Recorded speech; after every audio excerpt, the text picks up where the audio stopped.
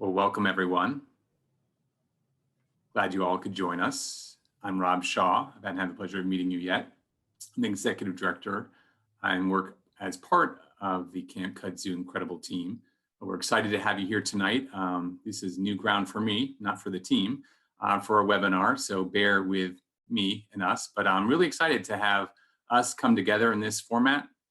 We've been talking about creating a communication vehicle and for us to come together. Certainly wish to be in person, but given where we are with COVID-19, we really wanted to at least provide this opportunity for us to have this meeting, this conversation. And really that's what it is a simple gathering of our people to have a conversation, a discussion, an important one, to share some information on what's happened here at Camp Kudzu over the past 10 months and how we've responded to COVID. And I know all of you, I think consistently wanted to know what's happening in 2021. So we're gonna get to that.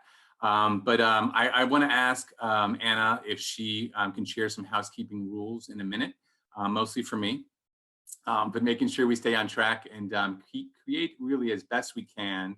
I know it's a webinar, but for you to continue to ask questions. We got many of you provided us with a baseline of questions ahead of the webinar, so we'll be feeding off those. But for all of you to continue to ask questions and prompts, and we'll have time, that's our commitment, to have time at the end of this webinar for the Q&A and for the really meat of the discussion. So we have some esteemed panelists, outside of myself, of course, but Anna Albritton, our medical director, Kat Shreve, who's our Associate Executive Director. This is the trio of our senior leadership team.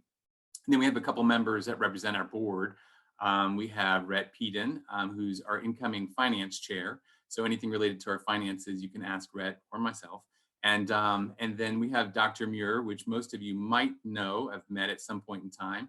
And Dr. Muir is going to be serving as our incoming board chair. So really excited about that. And of course, all of you, I just wanted to, to share, again, thanks for joining us. Again, if you're watching us live, bear with us. But if you're listening to this, as a recorded video, we're hopeful that it's helpful and we'd love to have your feedback. And hopefully at that point, maybe Carrie can have, or one of our team members, Carrie Claiborne, could have edited out any bloopers, probably mine.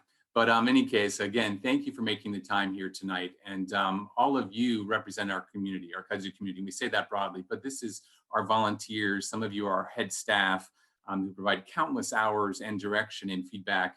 We have, of course, our families and the campers that we serve, mostly parents on the call. I don't think we have many campers, maybe some JCs on the call. But also, of course, our stakeholders, our donors. So this is our wide variety of people that are tuning in to listen in and really for us to provide an update and answer some, again, important questions that you all have. So Anna, I'm gonna flip it to you.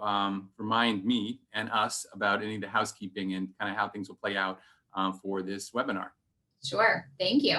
Welcome everyone. Thank you so much again for joining us.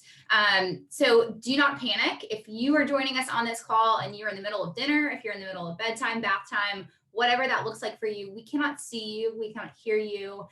All you'll see tonight is just our faces. We do encourage questions throughout, even though Rob just mentioned we're going to take those all at the end, so don't panic. But if you're going to ask a question, please do not do so in the chat box. Instead, you'll see at the bottom toolbar on your screen that there's a Q&A box. Click that box, type your question in, and we will either type a question back or answer it live on the video, especially so that others can see the answer to that question. And so that is how you ask questions. Again, use the Q&A box. If you have any comments, anything else to add, use that chat feature there that is enabled. That's it. Again, reminder, your video is off, your sound is off, so no worries, just enjoy. And thank you so much again for joining us. I'll turn it back over to you, Rob. Great. And I'm going to start here and sharing my screen just for a few slides, so bear with me here. But we've made tremendous, impact. And it just seems, gosh, we were together, many of us, on December 7th, 2019. In some respects, that seems like just the other day. And we've just covered such amazing ground in 20 years. So I've asked Anna, we will share with you, if you've not seen the Impact book, which is a flip book, or seen our recently released Impact video that, again, Bianca Cato on our development team and some of other team members helped put together. It just really showcases our work that we continue with. So let me flip back here to my first slide. I wanted to let you all know that, COVID-19 did not, very much like Kudzu itself, very resilient. And going back to April, I think it was, March the 13th, that Friday, the 13th, right before our luncheon, where we kind of ceased operation in our office. We were going to self-quarantine 2 weeks, 4 weeks. We didn't know, like most of you, but the team never stopped. We went from one central office to 10 offices at that time. And we never stopped the work. I think April 1st, we released, Color Wars, and that was a community engagement. And we more recently have held, yes, special events and actually in-person programming. And how do we do that? Well, we're going to touch on that. But we also launched new programs for fundraising and for local, local communities. Kudzu Challenge Series was launched. We have a Dive In for Diabetes. We had launched 2 individual giving programs, or Compass Society, and our MAP program, which is our reoccurring giving program. And we had a Taste of Tucker that was reimagined, and this is a third-party event. So just, we continue to be engaged and safely trying to raise the bar. I will tell you that it was pretty difficult, and even with having our in-person special event being our Sugar Bowl, which you can go bowling, and we did that safely. We raised $50,000, and I was very proud of that. I think most notably that, Kat, Anna Rambo, and our team of volunteers, including our head staff, were very creative in producing. And so we all now Zoom experts, right? So Kudzoom is our branded program. We would have gotten there at some point, but we were able to deliver 4 sessions this past summer. And I'm just so proud about the 500 and almost 40 kits that went out personalized to our campers. So they had a little bit of kudzu at home with them this summer. And it was full of activities and different happenings throughout the week that engaged them. Some educational components, and yeah, you see a s'mores in that picture. Yeah, we actually provided a little bit of camp in those boxes, but I was very proud of our programs team, again, our volunteers. I think we had over 40 volunteers to help produce each week, each session. So just a big thank you to them as well. And as a reminder, we'll continue to grow. This past year, we grew in new ways. And, we can't wait to get back to what we do and love best, and that's overnight residential or overnight summer camp. I know that's a big question for all of you. But we're a statewide organization, and we have had tremendous growth, over the past several years, growing to 4 summer sessions and teen retreat, where we've grown from about 24 campers to over 100 campers, and year-round programming with day programs. And as I said, and you can see here across the state, we're representing, campers and families, from across the state. And I'm showing you here the most recently audited FY19 numbers. So Rhett, I just shared with them, we have our FY20 numbers that we're going to share and release here shortly. We had an effective, successful year. But I will tell you that, was it May? I think May, Rhett, where we had about $700,000 that we were looking at as a deficit. And for an organization, we think of Kudzu as being, long-standing, and we are. So I want you to take away from this right now, we're in a good, strong financial position. But $700,000 to any organization, and for an organization based on a cash basis, where we actually raise about a little over $1 million, that's significant. And we were able to curb that, and based on audited numbers for now FY20, we look like we will have a deficit about $91,000. So that's still a lot, but I want to thank the enormous gratitude that we have for our donors, our individuals, many of those Compass Society members, our MAPS members, but those volunteers that participated in the events, but for all of you, for your families, for allowing us to have what would have been a very bleak year. We are in a stronger position now, and with PPP, which you've heard of, the payroll protection plan that's allowed us to give it stability. About $137,000 was provided to Camp Kudzu, and that has, as of Sunday, been completely forgiven. So that was another bolster, for us, and we're hopeful that we'll be able to participate in the round 2 of PPP. So again, we're an organization that's focused and will continue to serve creatively statewide. One notation I want to point out here is that we've mentioned to our board, and to underscore our sense of urgency through COVID, we know we have almost 2 summers going into this summer of 2021, about roughly 1,000 families or 1,000 campers, 1,000 children that have not had the experience to be able to participate in Camp Kudzu. And we have to address that together. So we will do that. Again, there's lots of impact. I shared this slide earlier. We'll share with you those links. And I also want to leave you all thinking with what we do every day. And we're growing into this organization that's beyond just summer camp. But how do we create that Camp Kudzu magic all year long? We're focused on 0 and beyond, with a core emphasis of our work with our children that are 8 to 18, looking at, teens and teen transition. But did you know that the cost of a child or teen to participate in our year-round programs is about $2,500? So, we've really tried to move away from camper fees and earned revenues. And last year, Red, I think that we're roughly around $400,000. We had a loss, because we didn't produce summer overnight camp. So we had to backfill that. But, a dream would be that we don't charge anything for camp. And I know we polled a lot of our families, but we're going to need help to be able to get to that point. But we're thinking through things tonight. We're going to talk about how we've had to restructure our plan. What, as an organization, for us to continue to be stable and to continue to grow in new creative ways, what we're going to need to do in order to accomplish that. And how do we maintain, number one, safety? Safety will always be our number one priority. But how we do that, again, creatively, and providing online content. So Camp Kudzu will continue to exist, and it's not just for campers, it's for our family, our parents, it's the way that we connect, it's how we educate and connect our community.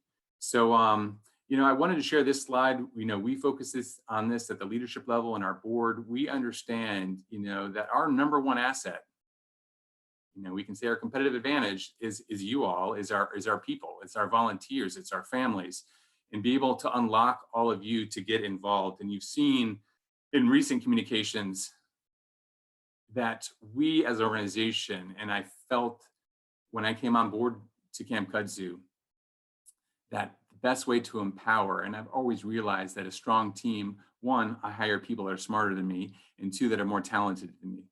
And that's what we have at Camp Kudzu. But the ownership is not just with this team, it's with all of you. And we have to change that. We have to make sure that all of you understand how you fit into this organization as a stakeholder or as an investor in Camp Kudzu, that you have a say-so. And we want to hear from you. So we'll continue to challenge all of you.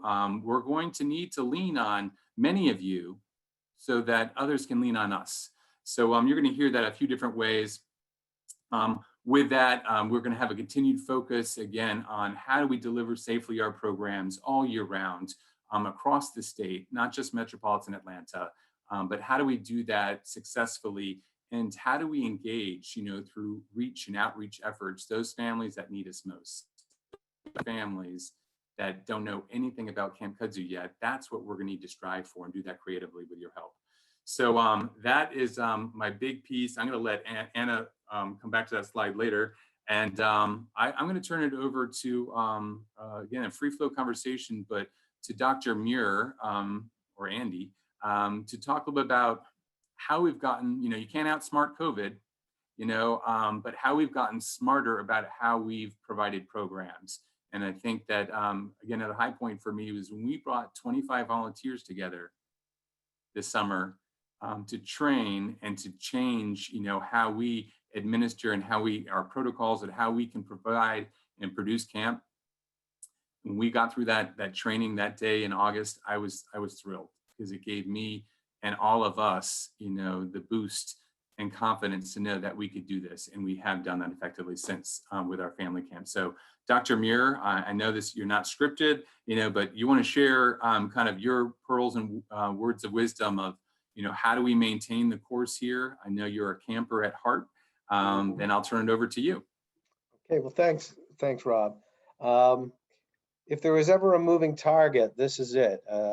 So whatever rules we set for last week or yesterday may not apply tomorrow. So that's one thing we have to keep in mind. This is a really fluid situation, and we better not lock anything into our plans because we have to be ready nimbly to move to the next plan if the circumstances dictate. But you hit a very important point right at the beginning of this, Rob, when you said safety. That is our primary concern. And in everything we're setting up, that is the number one priority. It's even safety is ahead of even having camp or having camp in person. And last year's a perfect example where we decided it would be better to do Kudzu than to have in-person camp just because of safety. So that philosophy will carry forward in all camp activities as we wander through this pandemic mess. So as we plan, we do have some sort of philosophies or general concepts that we want to aim for. And I think that's more important than discussing detailed, well, here's what we do. But just to say that there's a pre-camp process, that's probably the most planning. How do we get people prepared for camp so when they arrive, they're ready for camp. There's no one having to be sent home because they had some kind of risk factor that we didn't know about. So that preparation is critical. Then when they get to camp, that first few hours, they're going to go through a screening process to make sure that there's no reason to believe that they are a higher risk than anybody else for having COVID. Then during camp, there'd be a monitoring process. And finally, the fourth thing is after camp, at very least, monitoring how we are reviewing how we did, what was good about our efforts, what needs review, and where did things maybe need to get shored up a bit. So those processes, and then as we go through each one, we want to make sure that they're feasible and that as much as possible, we have redundancy or some kind of extra safety. So if system A fails, then we can kick into system B and it'll catch what got missed in the first run through. So it's not a novel approach, but it's a very efficient approach. And the only thing that has to happen is a group of people who are committed to this have to have a lot of discussion and debate and try and saturate the board with all the ideas. And then we sort through which ones are most important and feasible. And I think that that's what happened with family camp. Good example where there were all kinds of modifications and cross our, it worked. And we hope it'll continue to work, but we're always hampered by the fact that people are infectious before they get symptoms. And that is probably the most one factor that is making this persist and continue to grow. And so we want to, in our planning, try as much as possible to allow for that. And I suspect that over the next few months, we will be planning everything we can possibly think about, always knowing that if things change and we decide that the risk is too high, then we will resort to another plan. So this is, as I said at the beginning, a moving target, but it's a manageable target. And we still think we can provide a great service to kids and families, irrespective of COVID. So I don't know if you want me to do anything more than that, Rob. That's how I round it. That's how I summarize it in my head anyway. No, that was great. And again, we'll have time for questions for Dr. Muir or any one of us. I'm going to kick it over to Kat here. I will say that the entire team, our medical core, our medical advisory board, under Anna's leadership and working with Kat, our programs team, our head staff team, we have plans A through almost, I say, plan double Z. of what we can be ready for. So last year, again, so proud of how we responded, but this year, that's me knocking on wood, at least we know, it's always changing, as Dr. Muir just shared, but we have at least a plug and play approach. So I'm going to kick it to you, Kat. Maybe you can share a little bit about what's on the horizon, what's on the minds of everyone on this call. What can we expect? We just released dates. We just released dates. So Kat? Right. I'm glad this is being recorded. I do have to confess to the audience in that I got a new workplace. It's got 4 legs, so hence the headset and the microphone so that you don't hear our COVID puppy in the background. And I did have somebody say it looks like I work at Benihana with the backdrop here. So I'm okay with that as well. Never know when our new little 4-legged coworker is going to jump in. I don't know that I'm a fan of the webinar mode. I mean, I wish I could see you. I wish I could see our campers. I'm sure they've all got a little taller, or maybe braces on or braces off, and voices gotten deeper. It's been a tough 10 months. Like you, many of you rather, we've had to kind of change and do things at home, and I never realized how many people in my neighborhood paid to have their lawn mowed. I thought they were just really good gardeners, so I'm okay with that. But I'll tell you, I miss, hey, there's birthday cake on the table, or let's do a potluck, or on all those kind of things that have kind of done this stay in place, kind of shelter and the like. And I'll tell you, the next vehicle I get will have a hatchback that opens electronically instead of manually. It's things I've learned, right? And I think that's it. And Rob touched on that. We've learned, and Dr. Muir said that as well. We've gotten smarter. We've collected information, and we've looked at that, and that's what we're going to continue to do going forward. And one other thing I'll admit really quickly, while I don't think I like bug bites or uncomfortable cot mattresses or humidity, I would have given anything, and I'll give anything to get back at camp. So no, that's where we are. That's where we're starting from. What's our goal? Our goal is in-person programming. And when we gathered around Super Bowl weekend, the end of January, for our team retreat, which we had the most teams in attendance and staff we'd ever had, I was like, yeah! And I could kind of hear that almost to this day, us jumping around and singing, and then, just like one of those arms coming off a record. Here we are, scratch, stop the music, and we got to do something. And we had to change. And while I think this may have served the sitcom Friends well, I don't think I ever want to hear the word pivot again, but we did. And we changed to Scott and Sean singing to us from miles away, and Rambo yelling, Black Spatula, as we did evening program and scavenger hunts through Kudzu. And a great thing about Kudzu was, like Rob mentioned, we knew that geographically there were families that couldn't travel to us for a weekend or a day program, and we had a way to use that. Now, positive about Kudzu, there's no lost and found. There's no, hey, I lost my name tag. I mean, it works. It works for us. But the things that didn't work was us not being together. And we tried to figure out a way to do that the best we could. When we didn't have camp, we lost revenue. We lost a little bit of steam. We lost getting to see people. And the Camp Kudzu team, that was myself and Anna and Rob, along with our talented board, had to make decisions that were tight and tough. And maybe that old metaphor that my father would say, tighten your belt. Well, we had to do that and then some. That impacted salaries with staff, the portion that we pay in for healthcare staff members. And then ultimately, we had to change our staff structure and let paid staff be to go. And we're still kind of working through some of that as well as staff being furloughed. I mean, those are the realities of that. And I kind of hemmed and hawed about saying that, like, that whole thing, like, don't show them your laundry. But I mean, I think that's what this is about. How do we do this? And we don't know for certain what 2021 is going to look like.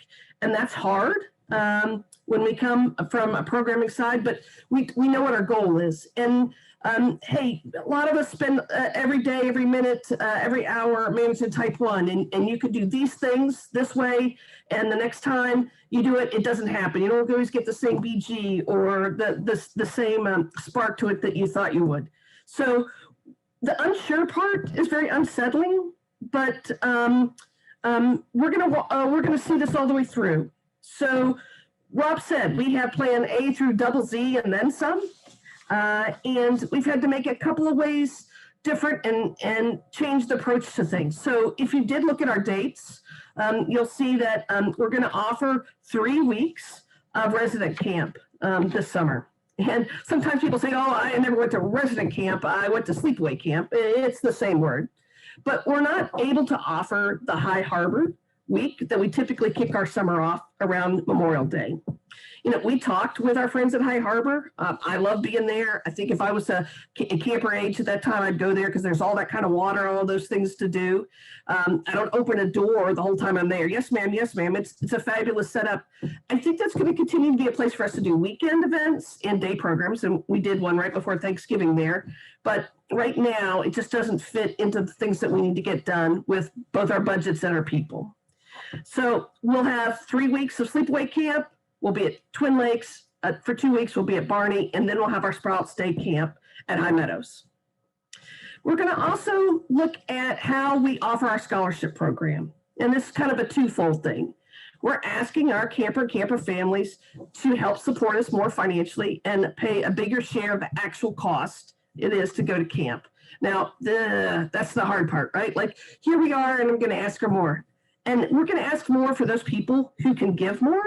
And we're always going to have our scholarship program. We're always going to be able to have the ability to help people. And the Hallmark card in me, that's hard, but that's what needs to happen. So we'll have a finite amount of scholarship dollars like we always have. And now that's a smaller pool. And maybe Rhett and Rob can speak to that a little bit more. But know that we're digging in and trying to find ways to support our scholarship fund. And as funds come available, if we get a grant, an ask for a foundation, a support from an organization or company, that money will go right back into our scholarship program, and then we can do different programming and support different families and campers. And then lastly, around the money part of this, we have had to take a long look at our refund policy.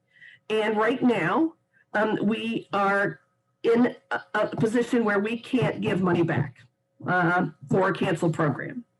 Now, we made a decision when this hit, and I'll tell you, I'll never forget it, right? It was Friday the 13th at Kudzu, that we knew our families needed and probably could have really just needed every last penny of the monies they put into their camp fees, and we gave that back.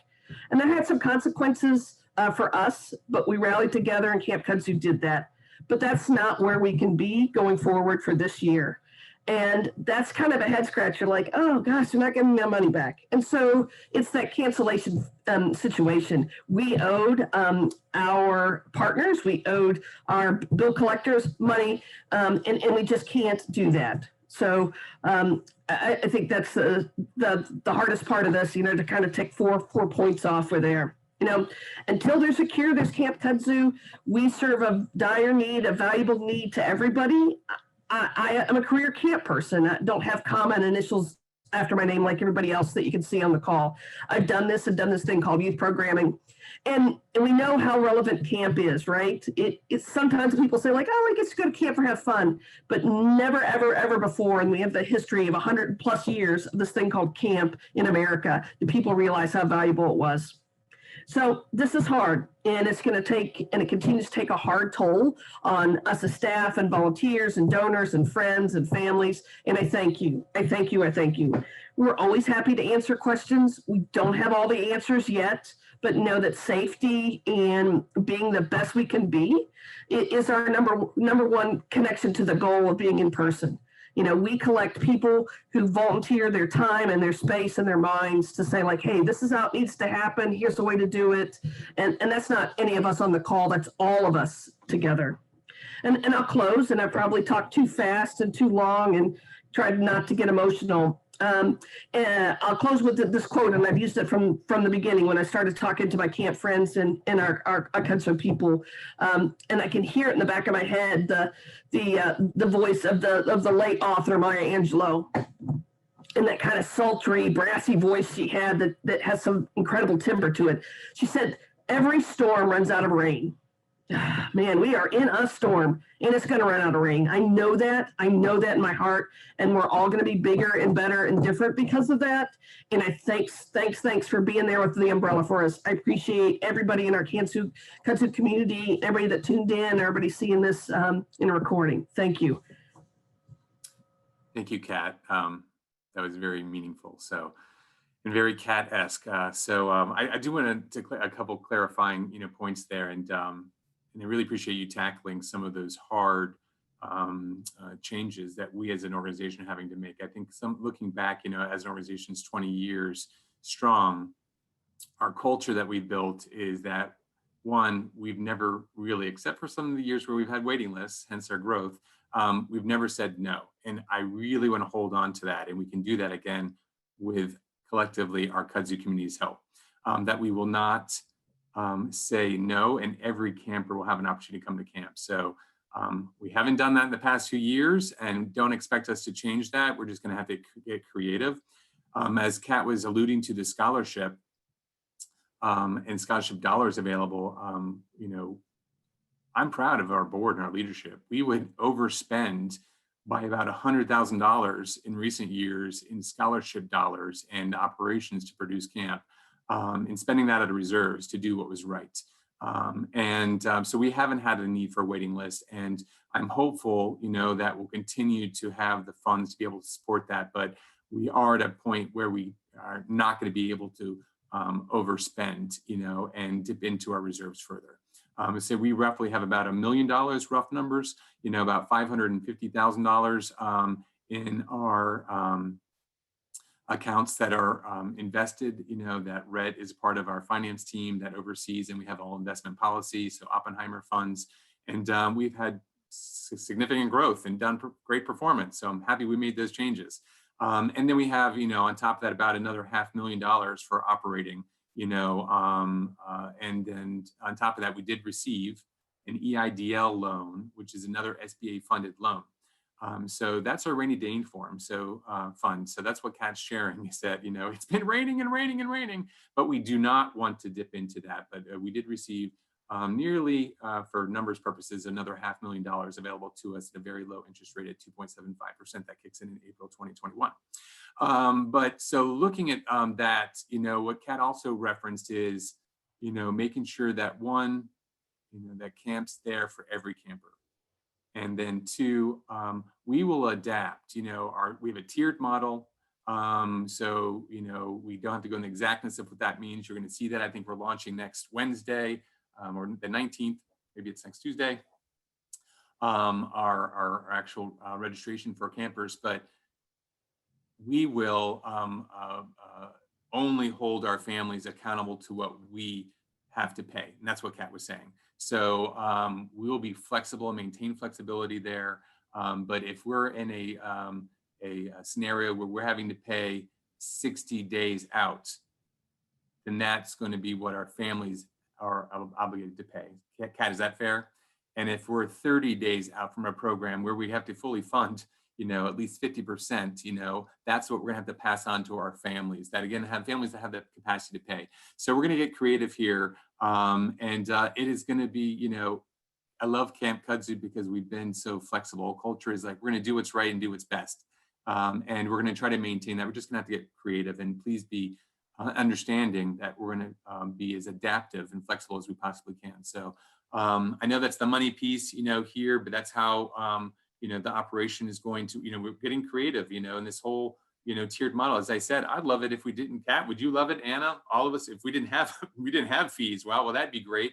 But that's not where we're at now. So we went from what would have been a $2 million budget, that's cash, growing that from about 1.1 million from 2017 to this year, actuality with COVID being conservative, to about a $1.4 million budget. So that's a $600,000 dip. So we have a conservative plan in place, and for right now, you're knocking on wood again, we're outperforming plan, but we have a long road ahead of us for this year. So with that, Anna, I want to talk, or maybe you can talk and share a little bit of insight on some of the other amazing projects. Again, COVID, stopped us for what we love most. in-person programming, but the background of all the projects that we had in play in our strategic plan didn't stop us on the medical education front. So do you mind, and you just cue me up and I'll be your Vanna when you want me to share. Perfect. Thank you so much, Rob. Sit tight for just a second. We'll talk through a few things before you share that slide. Just a quick reminder, parents, volunteers, all of our community members that have joined us tonight, a couple questions are coming in the Q&A box. Reminder, type your questions in that Q&A box as opposed to the chat box, and do so as they come to mind. We will answer them at the end. No hesitation. And if there are any that we happen to not get to, I'll also include contact information so that you can email those directly to us. We are always happy to answer those. So when Kat was speaking, she mentioned that pivot was not her favorite word. I don't think that it is for any of us, right? As we've lived through 2020, and no doubt 2020 threw us quite a few curveballs. As we started 2020, exactly this time a year ago, technology and how Kudzu adapted to technology really was at the forefront of our strategic plan when it came to medical and education.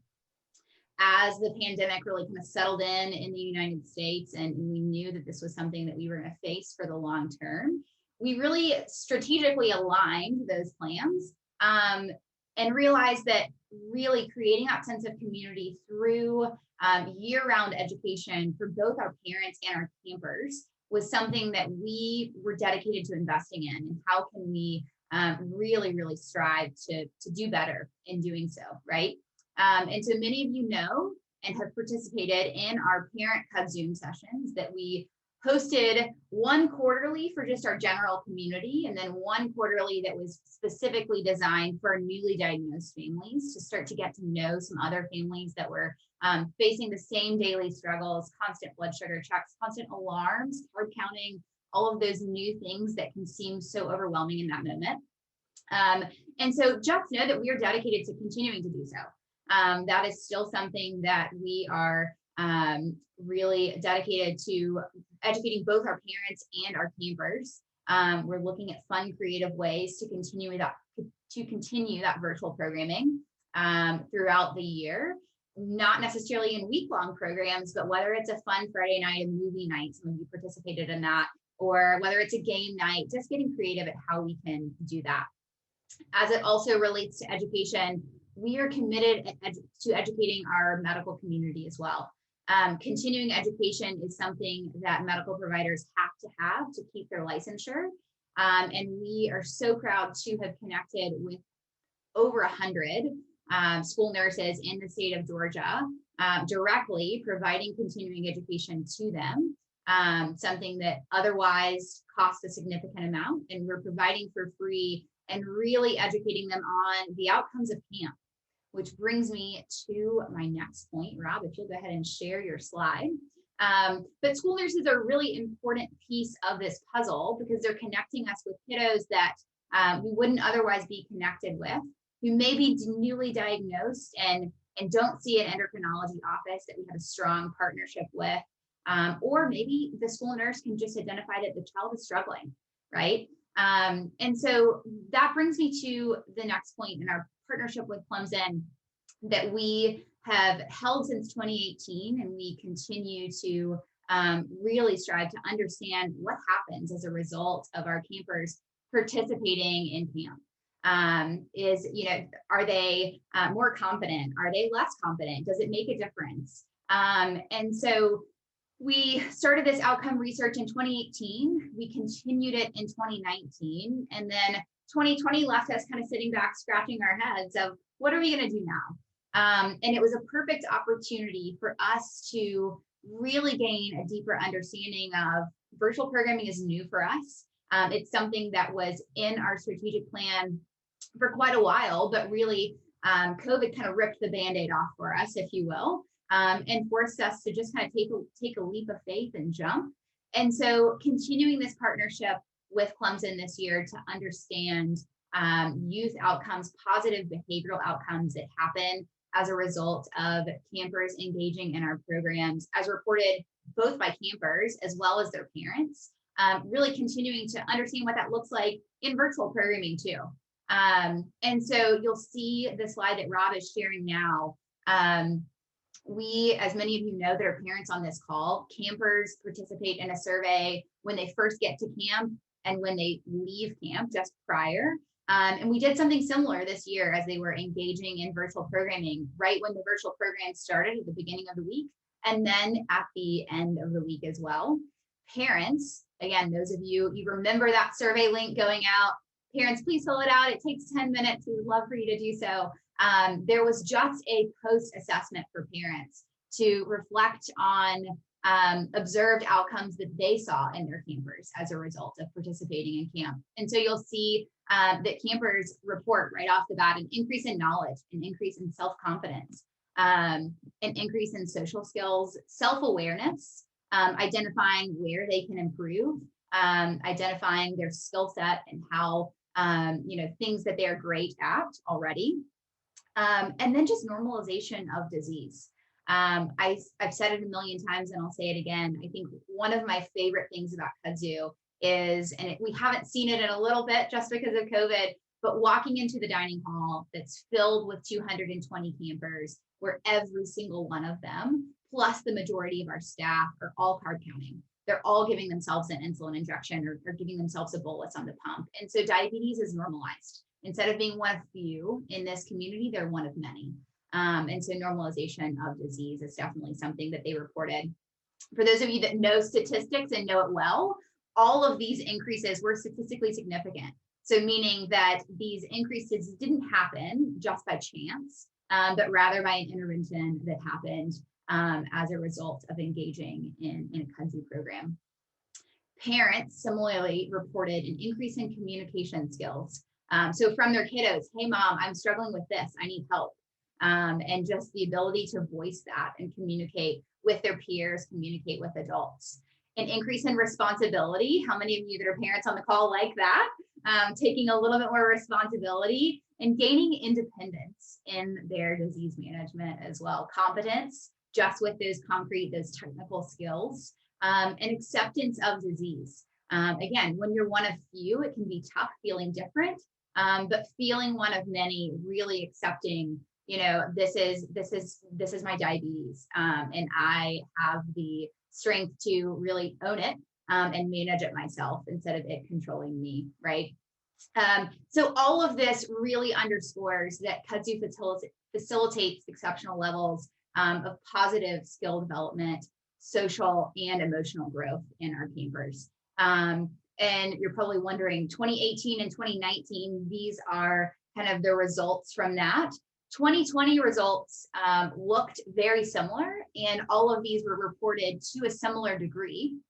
And even stronger so were reported when campers both had participated in our in-person programs prior, as well as in partnership with our virtual programs, meaning that kids who attended Kudzu last summer that had also attended our in-person programs prior, we saw this impact at an even greater degree.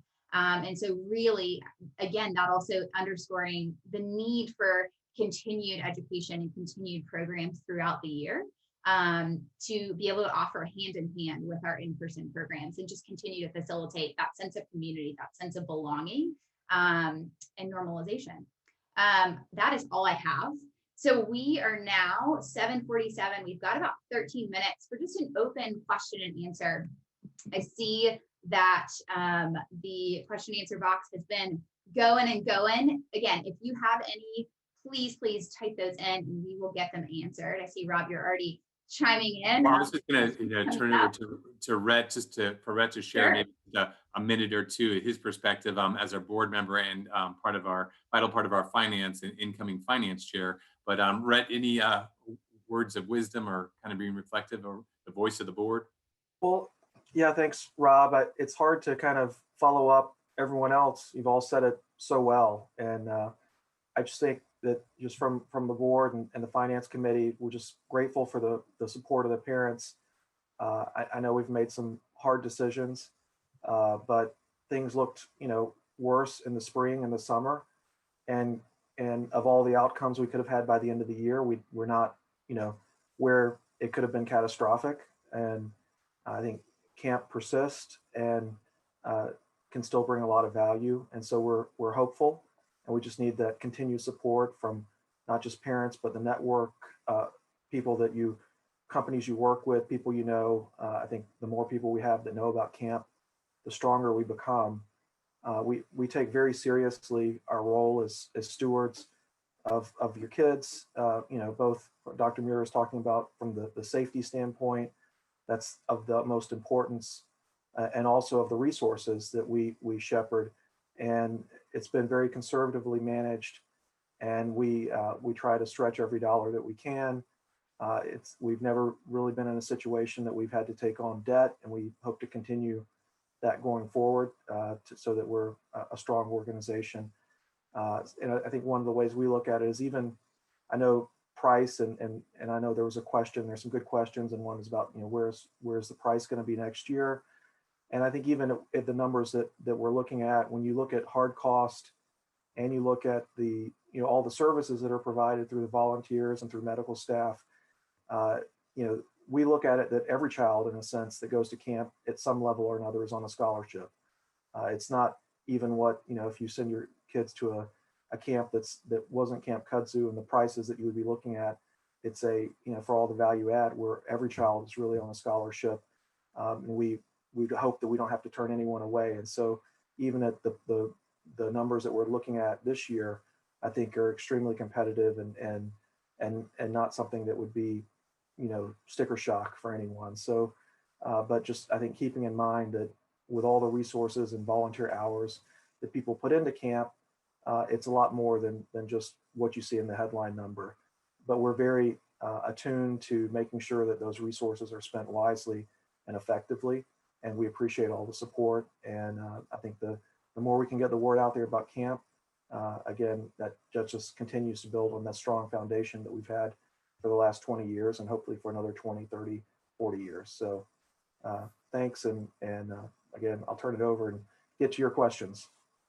Thank you, Rhett. That was helpful, and great perspective. Yeah, you made some very important, powerful points there, and I did want to just add on as an illustration. The staff team, leadership, and our finance committee and our executive committee took painstakingly the amount of time to evaluate the return on investment and the impact from every program that we offered through 2019, because that was the complete year. And that's how we landed on the decision, on what sessions to offer, even in this year as we plan forward. So we really have an understanding of our donor dollar, and the impact that we make with every program based on the numbers we serve and who we're serving, and so that really came into play. So Anna, if you would help guide us into questions. I know I saw a couple myself, related to fee structure. What's that mean in the refund policy? So we can add some color detail there as we know it. But Anna, will you help us with that? Sure, absolutely. So logistics of camp is a hot button. They're coming in right and left. Dr. Muir, I'm going to put you in the hot seat first.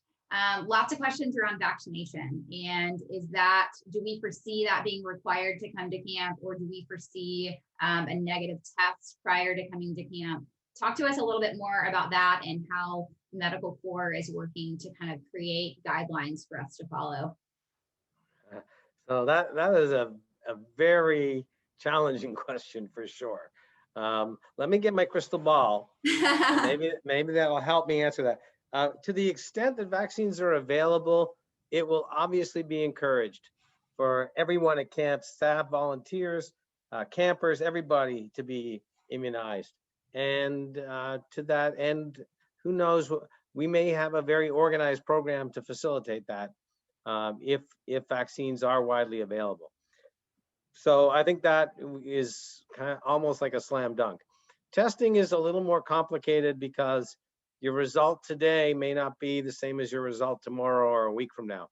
So I would like ideally to have a testing component to this, but we'd have to think a lot about what does a negative test mean. Clearly, someone who is positive, depending on the type of test and their symptoms, if they had an exposure 2 days before camp and they test positive the day before camp, we're not going to be anxious to have them join us. And I think they would be also concerned about joining. So we will have to sort through that. committees will have to probably get a little bit of help from some infectious disease experts at Children's or Emory. And there's no shortage of that specialty, fortunately. Many of you may know that Atlanta is one of the hubs for developing the national strategies and treatments for COVID. So we have good access to those folks, and they can help us. And I expect they will.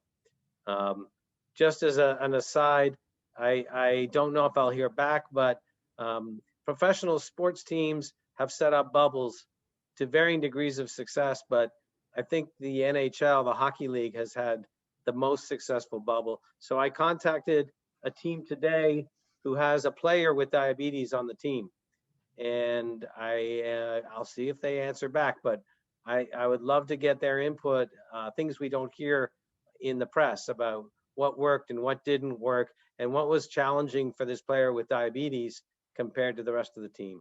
So maybe we'll get some information there.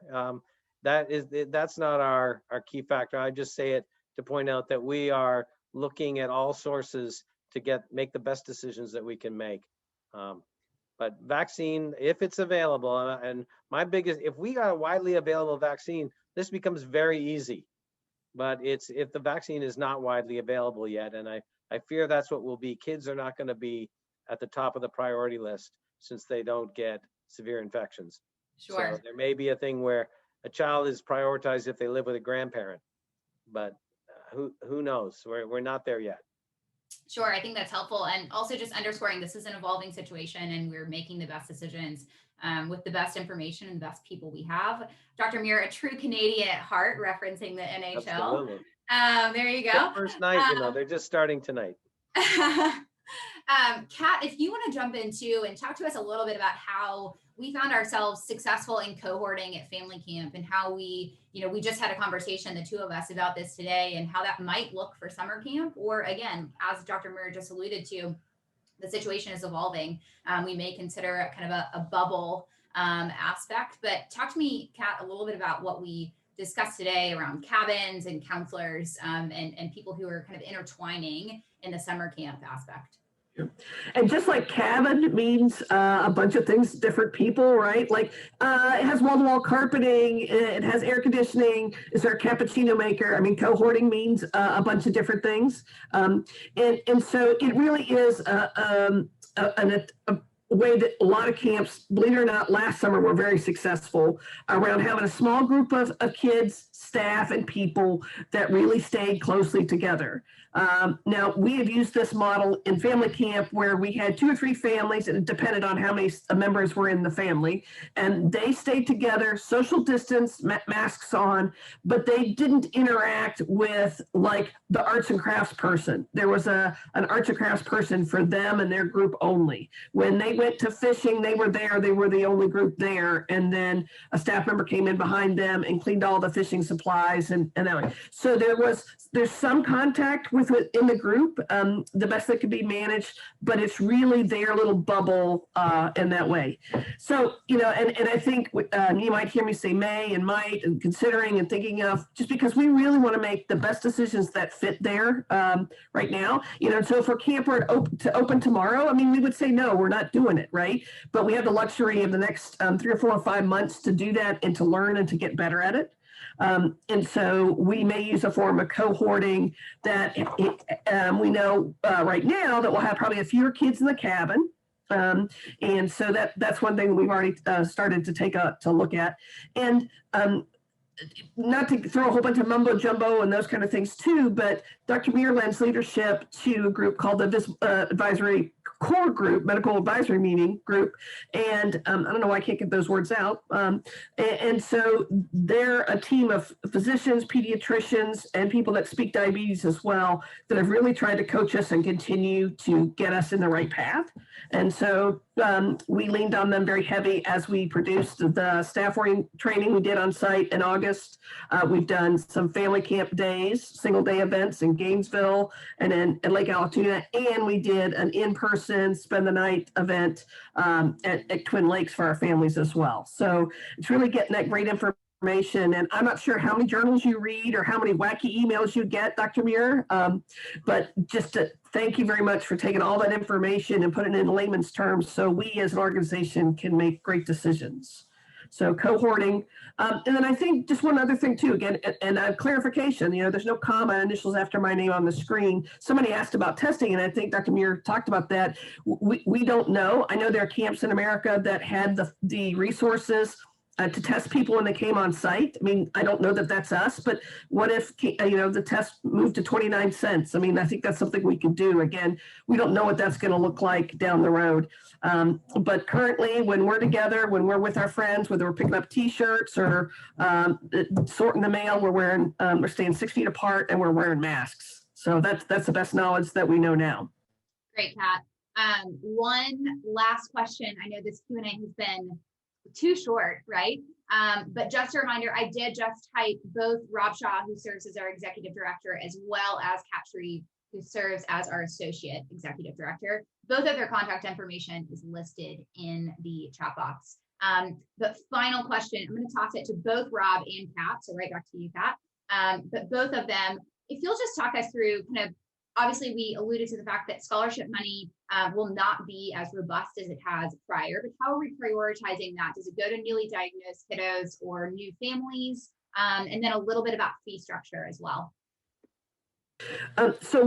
Great, 2 questions, and I have 36 seconds, and I don't know if that's good cat time, but we moved to a tier structure. So there's 3 tiers in our pricing of our programs: Tier 3, Tier 2, and Tier 1. Tier 3 is moving the fee cost to about what it costs Kudzu to do that. Tier 2 is still subsidized and helps us do things. And then Tier 1 is for our families that can give a portion of the fee and need help from scholarship.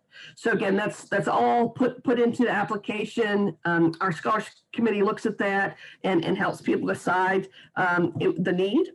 And so added to that, the scholarship pool is going to be this finite, and I would recommend, at risk of sounding like, gotta do it today, this is an infomercial, but please tell us, share with us your financial need and your need for a scholarship. The sooner the better. If it's the couple of weeks before camp, that I don't know that we'll have that unless things turn around and we get a huge support from other foundations or companies or that. So again, I don't want to be totally vague, but I'm just saying, do that as soon as you can. That's probably the piece of that. Rob?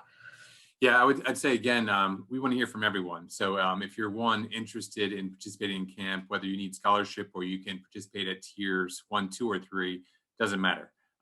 We're going to do our best. And as I shared earlier on, we are currently outperforming our budget. Our intention is to continue to accelerate. Foundation support has been dramatically improved since last fiscal year.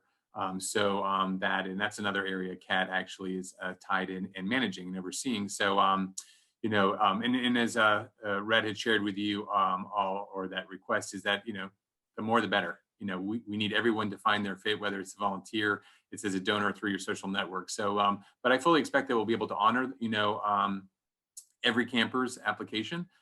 So we'll have more limited space. So we didn't really touch on that. But in the detail of, a typical session, say now this year 1, we'll be offering 150 slots or spaces, where traditionally it's about been 225. So there's a few things, factors that come into play. So if you're interested and want to register for camp, please let us know. And we're going to work with you, 60 days out, or let's say anything before 30 days out. We do have 25%, I believe, Kat, of our dollars that are at risk, so that's what we need to share. And what Kat had alluded to there, our tier 3, I believe it's tier 3, Kat, at $1,600, that almost compensates or makes equal the direct costs for camp. So what Rhett was saying earlier, one, camps, is priceless, just like American Express, right?